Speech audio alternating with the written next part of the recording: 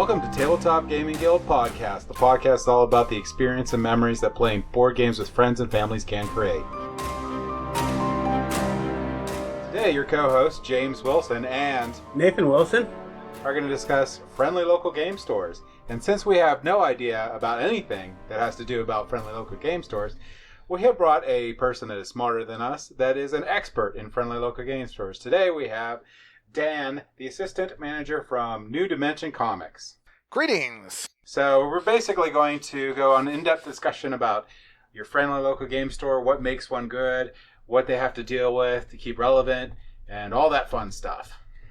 All right? Looking forward to it. All right, so let's go ahead and start this talk off with Dan talk about the friendly local game store in my area, which is going to be Butler, PA, called New Dimension Comics. Like it a lot. I'm going to go ahead and let Dan talk about it, and then we're going to go from there. Go ahead, Dan.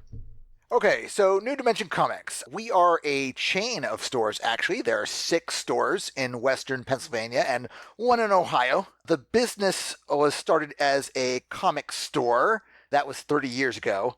And we have since expanded into toys, CCGs, RPGs, and of course, board games. I have been with the company for 6-ish years.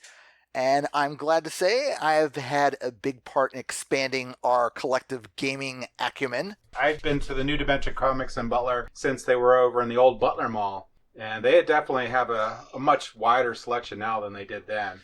And it's a much bigger store. Yeah, our new location is 4 times the size of the old location. We are on the web. There's just a single chain website with like special events and store information at ndcomics.com. Yeah, you guys are also on the social medias, so I see stuff pop up on there. Yeah, each store has its own Facebook page. We have a Twitter account that's sort of linked into our Facebook page. When we say something on Facebook, it's also on Twitter and stuff. You guys run a lot of events, and the Butler one runs a lot too. Do you want to talk briefly about some of the events that you guys run? We run tons of gaming. We try to put something on the schedule every day of the week. It's a lot of role-playing games and card games, and there is a board game club that meets weekly. Currently a small side, but, we're hoping. I did see that you guys moved that to Sundays. I just announced a new event for Sunday where the game room is open and people can sort of use our Facebook groups to organize their own meetups. That's really cool. With all these events and stuff that you run, which is really good, what does it entail for you guys on a daily basis to be able to keep these running? Having a set schedule is super important to keep everything running smoothly. And so we sort of have the same events on the same days of the week, and we have them sort of every week, with a couple exceptions, I think. Wednesday is every other week, and 2 different groups meet. Yeah, and you have your normal Magic the Gathering. You have the casual days, and you have the competitive days, and then you also have the pre-release days and stuff like that. Yep, it's all up there. I create Facebook events for most of the things going on in the store, so our Facebook events page is a good way to keep tabs on things. You're a judge MTG, right? Yes, I am currently a level 2 judge. What does it take to become a level 2 judge? It's a process. I'm not going to lie. You have to sort of mentor with other judges. You have to go to larger multi-judge competitive events and work them. You have to pass an interview and pass a test. It took a while. I hate to admit, I'm fairly ignorant at this point. I like current Magic the Gathering, but I'm curious, what does it mean to be a level 2 judge? We have sort of 3 levels to help classify where we are in like the greater program. So level 1 judges are basically store level judges. Level 2 judges are sort of competitive REL judges. Level 3 judges are the people that you will see in charge of the big events and the people that are sort of like on the world stage in terms of the tournament organization and the running of the judge program and so on and so forth. Do you have any interest in actually becoming a level 3? I'm going to say no. It's quite a lot of work to put in and to maintain, actually. You have to run so many events a year for that? Just to maintain my level 2 judgeship, I've got to go to 2 large multi-judge events per year, as well as write reviews for other judges. And Magic is one of the most complicated games ever created. I'm not going to deny that, no. And then you got all those new effects and keywords every time you have a release still, right? Yeah. That is correct. So yeah, that's a big learning curve, plus a lot of upkeep. Let's gear back towards board game stuff. Because I think that's, yeah. So I am assistant manager of New Generation Comics Butler. As such, I wear many different hats. I'm general staff, I'm event promoter, I'm tournament organizer. Probably most relevant for you guys is I'm responsible for stocking all the board games in the store, all the gaming merchandise, really. I have a long gaming background. I started with like RPGs when I was 12, and my friend couldn't play D&D because his mom didn't like that the game was possibly demonic. So we played Middle Earth and the Hero from ICE, dating myself a bit that. But then like all through high school and college, I went to an independent camp, and there we played and taught games to kids ages 10 to 17. We did D&D. We actually did RPG design with the kids. We sort of walked them through the design process of how to make their own game. That's really cool. And then for board games, I got into it approximately 8 years ago. And starting 2014-ish, I started religiously logging my plays on BGG so I could track what I was doing and how much. I would say the games that got me into it were probably Catan and Ticket to Ride. Yeah, it's about the same for me too. That seems to be like the general games. What were your general impressions the first time you played like Catan? The first time I played Catan, I was like, oh, well, this is different, right? Because I had not done like hobby board gaming before, really.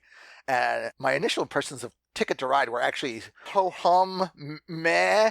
But by the time I was played it my third or fourth time, I was like, wow, this is actually quite amazing.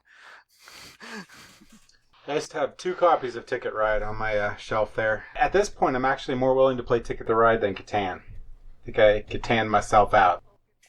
Yes, you've spoken before on this subject, and we will not get into this discussion because I will fight you tooth and nail for Catan.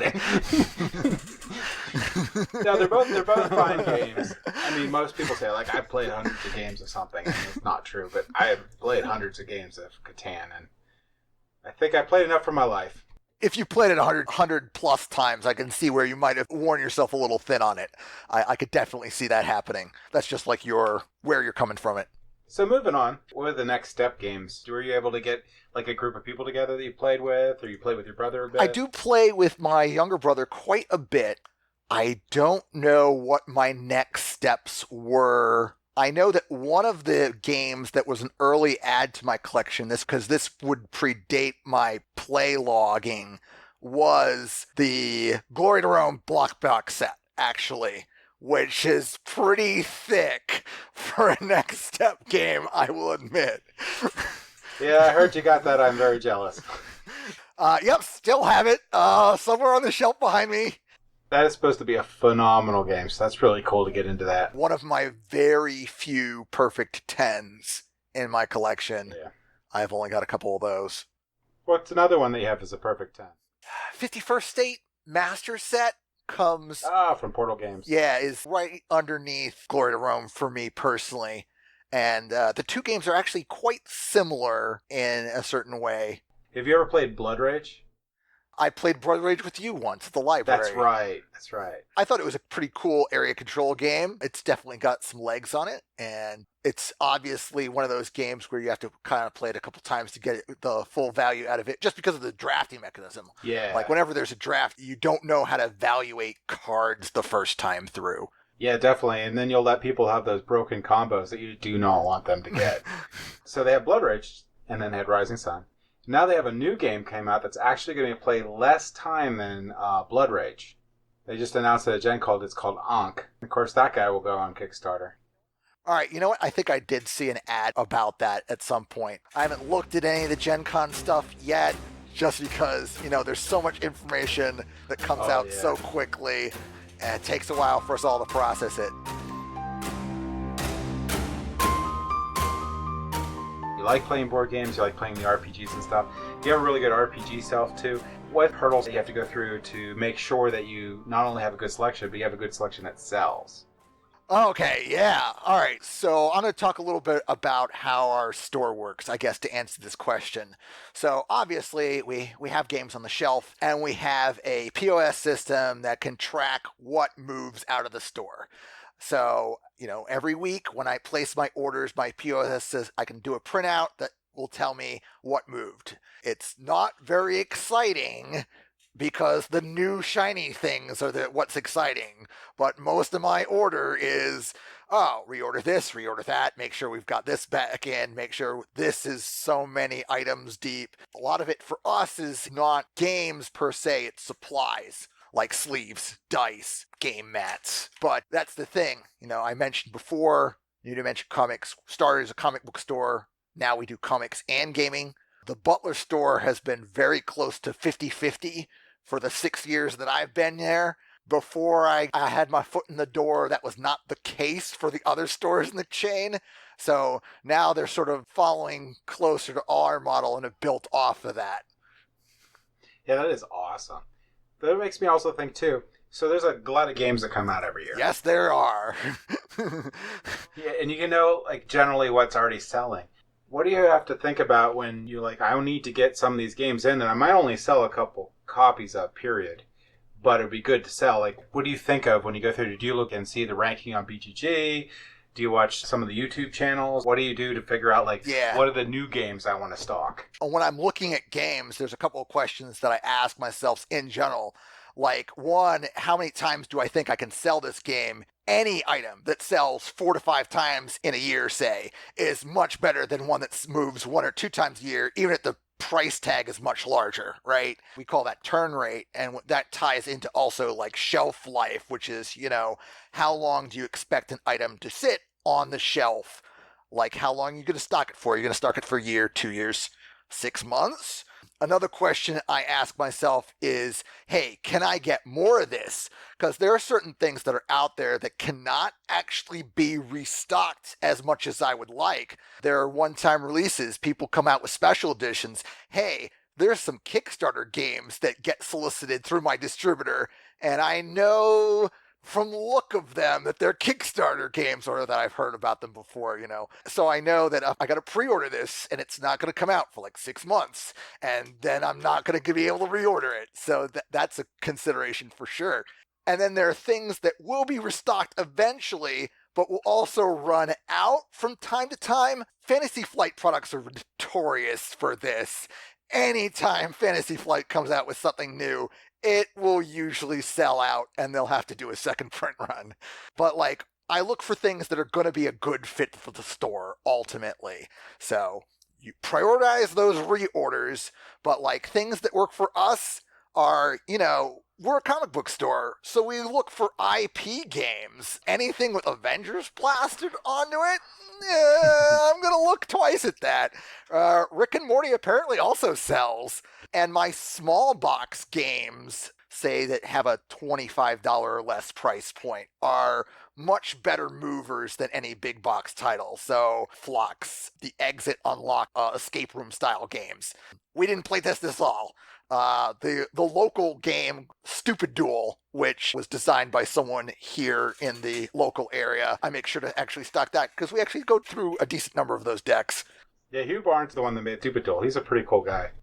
I actually need him to sign a copy of the game, but I just never remember. How do you manage to keep your personal preferences out of it? So it's games that you really like, but aren't going to sell.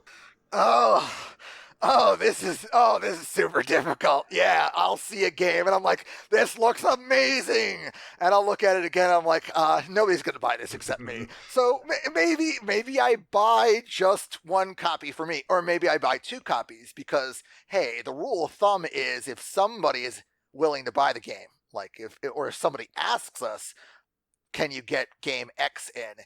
Get them their game, but also get a second copy of the game, because how many people are out there that are looking for it that didn't ask? Yeah. And when it comes time to pick brand new games, I have to do my research just like you. I've got a couple more resources, I guess, at my disposal because, the distributors send me sell sheets, new in stock lists, new release promos in the form of emails that are highlighting maybe just one game or everything that their warehouse received this week. And then I try to skim through several of the gaming magazines that we get in the store to see what they are talking about. Just a couple titles: Game Trade, Meeple Monthly, International Correspondence.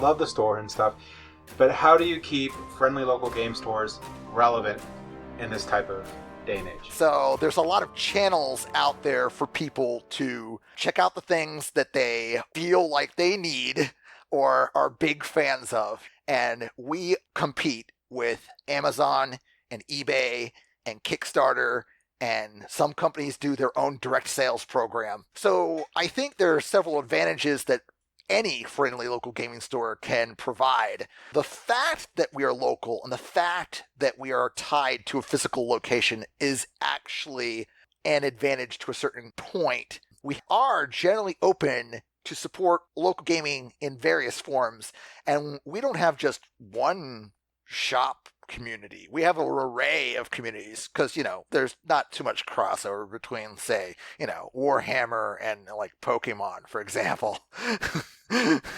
And part of that is because this hobby that, all three of us are engaged in here is a social hobby. And by providing a physical location where people can come and meet, that's sort of like the essence of the hobby. There's no barriers there like you would have on other platforms. The whole point of playing board games, or especially RPGs, is the social interaction between the people. Without that, you really don't have anything. So just having that environment available is very valuable for the community. Some of the other things that we provide that other avenues can't really is expertise or the interactions you have with, us as the people in the store. You're talking to people with, maybe you know me, maybe you don't. But, we all have our own unique personalities and we have our expertises. And there's that level of personal interaction. You can get my recommendation, well, whatever that's worth to you. But there's also the tangible experience of being in the store. You go to the store and you can hold the item and you can look at it and it's visceral. Yeah, definitely. I like actually going in there. And then you pick up the box and like, wow, this looks really cool. And it also weighs a lot. I think I'm going to pick it up. Yeah. And then the other big piece of the puzzle, as we have already alluded to, is the community and the networking. We have play groups, we have a gaming area, and we use it. Yeah, I can personally attest to being one of those guys that goes to these events, and then almost every time I go to these events, I buy a game or two. It helps that the owner and most of the staff know me by name. Of course, I am kind of an easy mark. I spend a lot more than I should. I'm sure we would love you too if you were down here, Butler. Well, I'm definitely going to have him swing by. I think you're going to come down in like November for Slipper Rock Con, right? That's the plan. Cool. Do you want to talk about like what you're most excited about? What are you most excited about playing? What event are you most excited about running? Well, I do a lot of Magic, I will confess to this. But my favorite events are just throwing down with some Commander decks on Tuesday. We mentioned previously Glory to Rome. The reason why I love Glory to Rome is it feels like when I play Glory to Rome that I am playing some really busted Commander. Where every card is broken in Glory to Rome. Yes. You're like, I have the most broken combo. Why are you winning right now? Pretty much, yeah. And then the other event that I really enjoy is the board game club. I feel like it's a great little thing. I usually pack 4 or 5 titles. My brother Ken picks some of those. I pick some of those. And, we just take a look at the pile of games that people brought and be like, that one seems interesting, right? And then we just set it up and go at it. And we keep on doing that. And for 2 or 3 games or about 4 or 5 hours, whichever comes first. That's awesome. I always like the new experiences you get with all the different games, with all the different people playing. Even with the same game you played before, it's always a different experience. That's something you could definitely get that you can't get elsewhere, is you can expand your horizons by interacting with a different play group. If you're playing board games with close friends and you have a regular meeting, that's awesome, by the way. I wish I could do that, but you get into ruts, you encounter some groupthink, you get a rule wrong, and you play a game wrong for like 12 times before you realized, oops, that's not the way it's supposed to work. Happened to me once. But Yeah, it's happened to me. you get exposure to different people, different play styles. It really expands your horizons. It really does. Yeah, it's super fun too because you don't know what they're thinking. You get to interact with the people, but you have this media in between you. So even if you don't have like anything in common with the other people, you do have this one thing in common. Right. The game you're playing. Yeah, the game you're playing. And traditional tropes aside, us geeks were maybe potentially awkward in social situations. The game is a icebreaker. Like you said, it gives us context and a frame. Yeah, a frame that you can go off of. If you don't feel comfortable and you're introverted, you can lean more on that, but you're still interacting with the other people more than you ever would probably at any other point. So you can make new friends. You can have new experiences you probably wouldn't have it any other way. Right, right. I'm curious. I know it's common, like people try out a game at a store and then they end up picking up. Has the reverse ever happened? Have you tried a game that somebody's brought to your store and end up picking it up and putting it in the store because of that play? Yeah, you know what? That has happened. They did pick up the game from me. I was just like, oh man, I sold this game. I thought it was going to be a one and done for the store. But after I played it, I'm like, no. This is probably one of the better area control game. I believe it's called Unearth. You guys familiar with this at all? Yeah, I've heard on Earth. Yeah. So I played this. I didn't warm up to it after the first play, but after the second or third, I'm like, no, there's something here. And I decided to restock it, and I sold a couple extra copies of it by doing so. So that is something that definitely worked out. Yeah, Unearth is one of those games you look at the box and you're like, Yeah. maybe not. But it's a wonderful game. It's like Concordia. You look at the box and you see this lady that's very bored. Like, I don't know. But Concordia is also an awesome game. Concordia is, in fact, an awesome game. I can't believe how much I like that game. It's like, where has this been my whole life? You and me both, sir. It is definitely high up on my list. I don't think it was on my top 10 when we recorded it, but you know, the more I play it, the more it gets into that top 10. Fair enough. You guys also participate in the different conventions too. That is correct. The company as a whole, of course, goes to a lot of shows, mostly comic related, of course. But the Circle of Swords gaming group in Butler puts on 2 conventions a year, SibCon and CosCon. And we put up a booth on both those. And we usually bring all of our discount merchandise and a good shake of like stuff that we give a good deal on. The individual D&D minis we do a special price on, and we always bring the whatever rule books we have lying around so that they can pick and choose. Yeah, I can't say I don't just like run through and be like, I'm buying this, this, and this, and leave. Because I totally do that. Yeah, you might be able to sneak in and do that. Yeah, you might.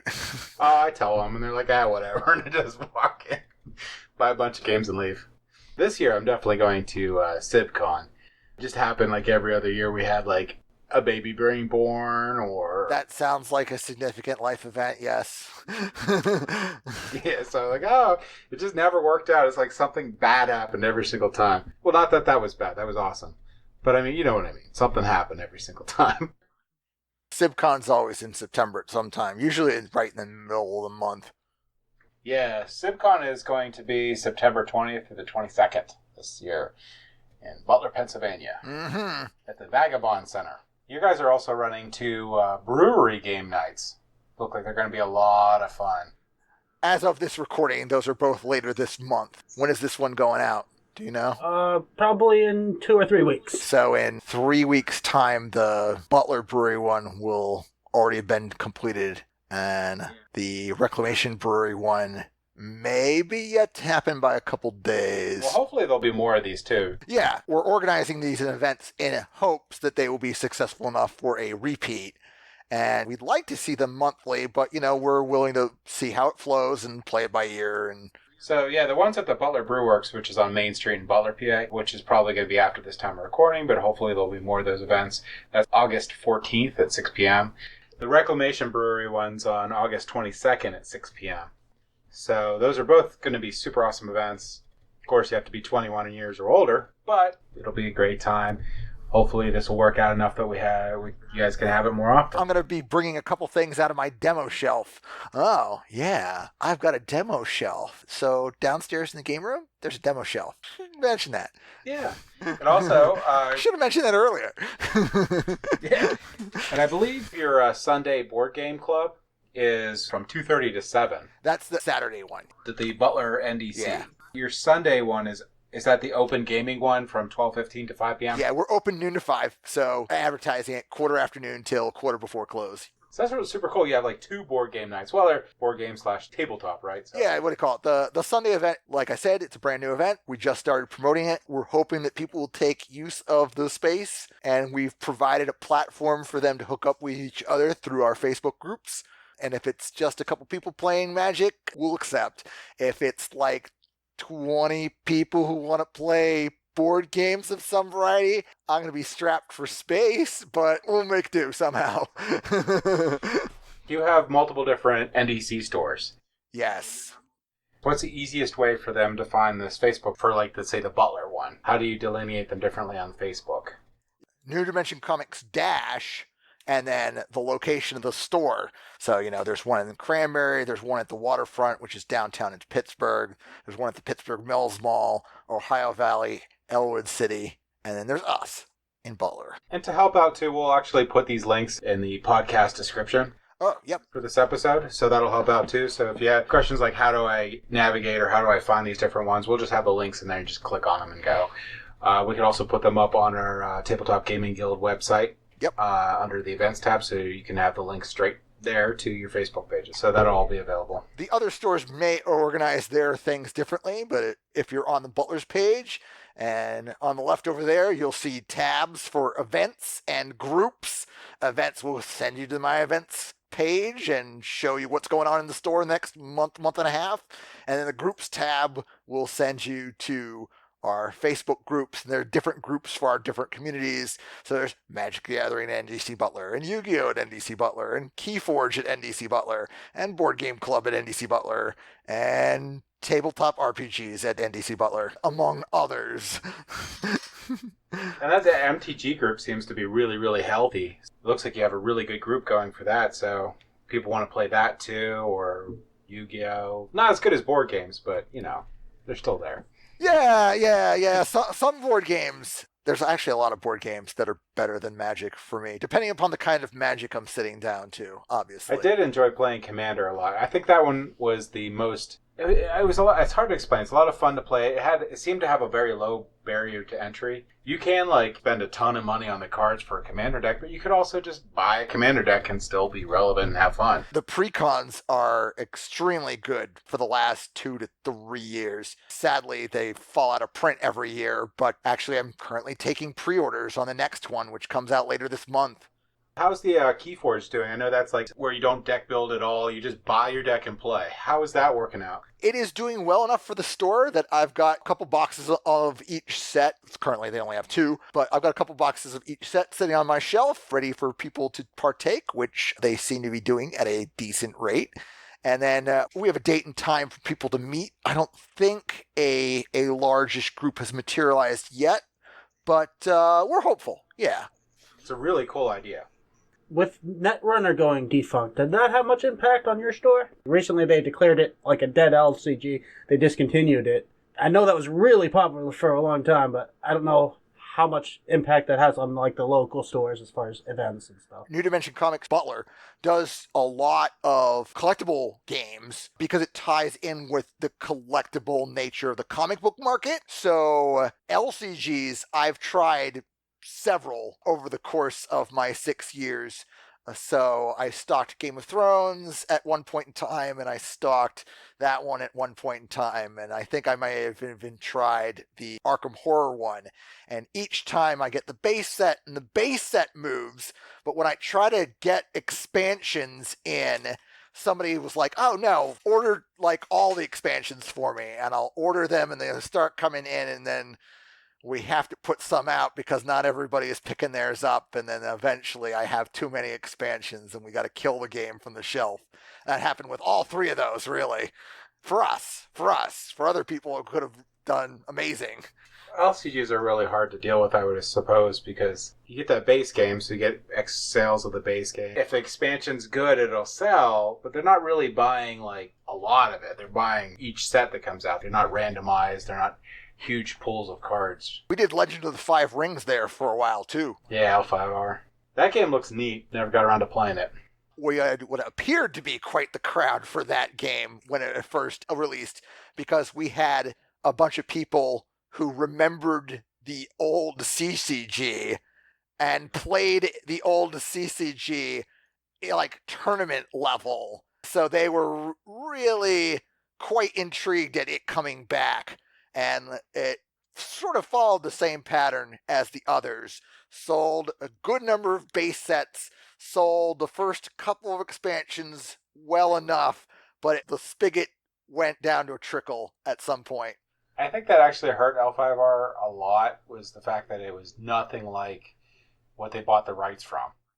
Having not played either one, I can't speak to that, I don't think. The original L5R, you would have like your rows, like the old school type of games where you'd have your front row, your middle row, and your back row. And your game would play off of like the strategy of doing that.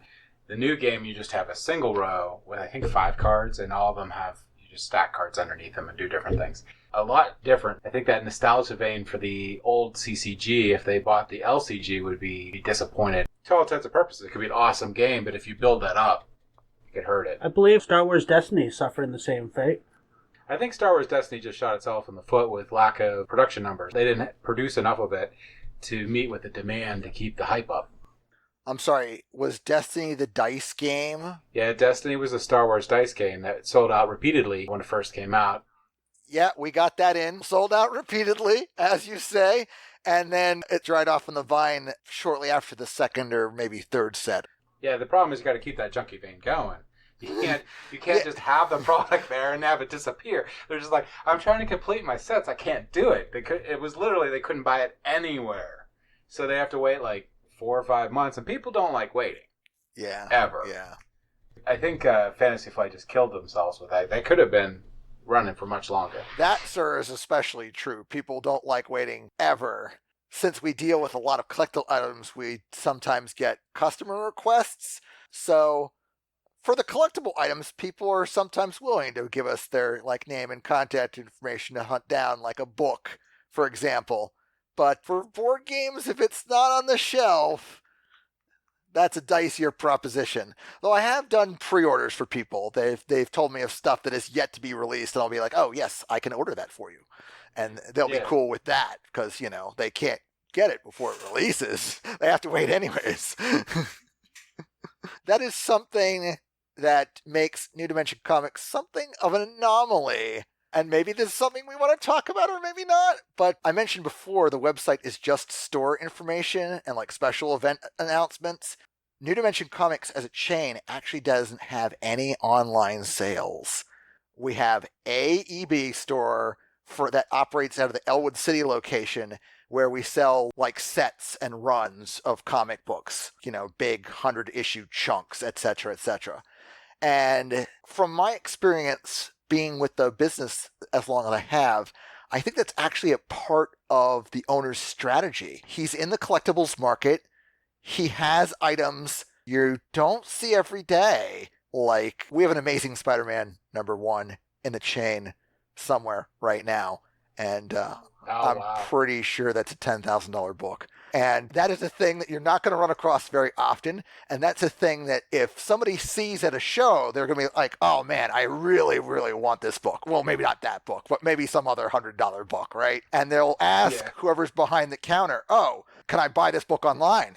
And our answer is no. You've got to buy it right now, or else we're going to take it with us back to our stores and sell it there. Yeah, that sounds like a good strategy on there. It doesn't fit with board games, but it fits with a lot of our stuff. And the day is coming when we do more stuff online.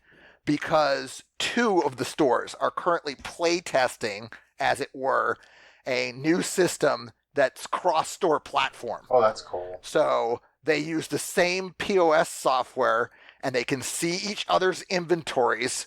So store X knows that store Y has something in stock. This is actually pretty awesome functionality to have, and it's also very specific functionality because not very many people need it in the industry.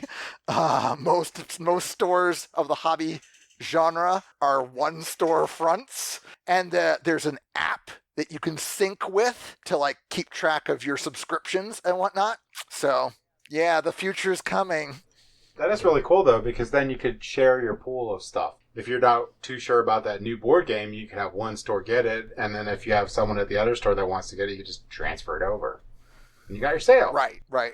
And transfers are pretty quick. We already have a system in place to move books and other items around between the 6 stores approximately once a week. But ordering new items from my primary distributor is also like a once a week thing. If you talk to me on Thursday about ordering a board game and it was in stock, it'll show up by the following Thursday. That's pretty quick turnaround. So that brings up an interesting question. Comic books, it's all about the collectability. You get these rare books, and board games has largely stayed away from that. Yeah, there are a few games that are, if you go online, they're really expensive. But for the most part, if it's a good game, it gets reprinted, so it doesn't really ever hit the collectability standpoint. You're absolutely right. The board games aren't really a collectible, like you said, unless it hits out of print, which Vassal's Law says if a good game is out of print, eventually it'll get reprinted. Eventually. Yeah. Footnote, see Glory to Rome. If you ever have time, that's a very sad story.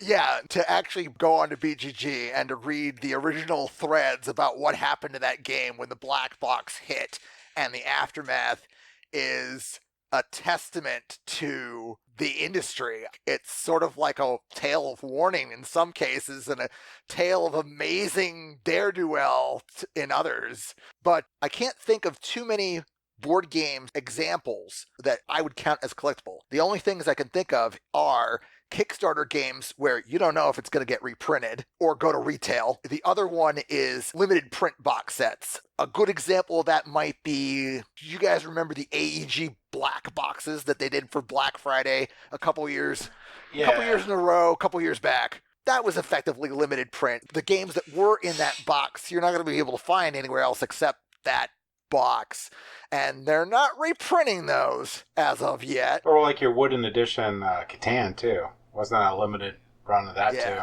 And like they do come out with collector's editions, like you know that Pandemic that looks like it's in a med kit, which I looked at that and I was so tempted by it, let me tell you, but I was like, nah, I can't do it for the store for the price tag that I would be selling it for. Yeah, I was thinking about buying it. And I had to slap myself like, no, you already have it.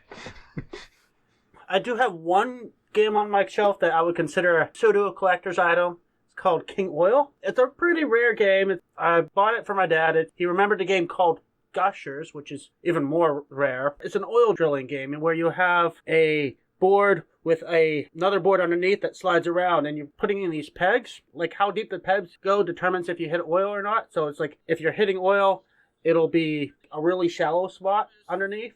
Oh my God, does it have plastic plates like inside the board that determine how far down the thing goes? I used to own this game. Yeah. I played this game as a kid. And the problem is, it's purely fueled on nostalgia. It's like, it sounds like a cool concept, and people remember it as such a cool concept, but it's not a good game. It's expensive to buy, but there's a reason why people have not reprinted this game. I remember a couple years back, Betrayal on House of the Hill had just premiered on Will Wheaton's Tabletop, and people were out looking for this game, and it sold out everywhere. And certain online stores, who will remain nameless because I can't actually name them, jacked up their prices on eBay and on Amazon because there was no stock. It was nobody's fault.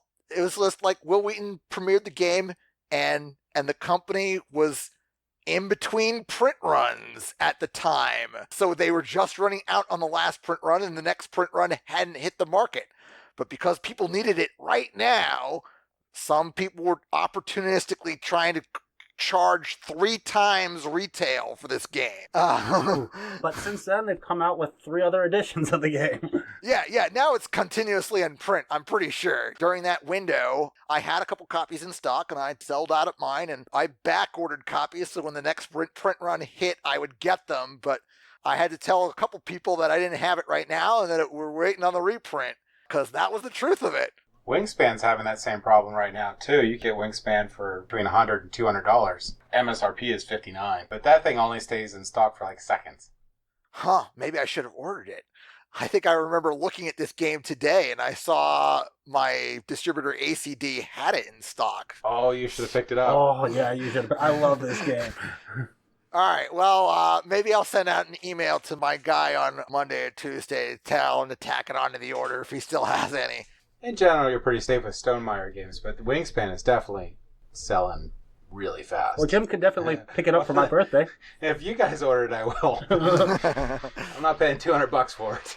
That's another possible advantage of the friendly local game store. A local game store may have those rare or hard to find items because not as many people have that kind of exposure. Of course, a lot of stores do have that online presence and offer those games to the people who really want them. But New Dimension Comics, yeah, you never know what you'll find on our shelf or on my discount shelf. There you go. We do discount games from time to time when they sit too long on the shelf. And if they sit too long on the shelf discounted, they get discounted again. There are some good titles that have hit that shelf. Cosmic Encounter is on my shelf right now. Eminent Domain's been on the shelf in the past. And Godfather, Corleone's Empire, in my collection, by the way, and I think it's absolutely amazing, is currently on my discount shelf. So if you visit your local gaming store and they are well lit and the staff greets you and they're willing to periodically run special deals, then you've found a good store. Yeah, I love me a discount shelf. If they're not well lit, they're not well organized. And if you pick up a box and it's got a thin layer of dust on it, then you know that it's not being kept to speed. And if they look like they're trying to vampire the money out of you... Skip that store and go to your friendly local game store. Yeah, if they don't try, they've missed out on the friendly part. They need to try. They need to try well. Yeah, I would definitely say local game stores are not all created equal. Some of them are really great.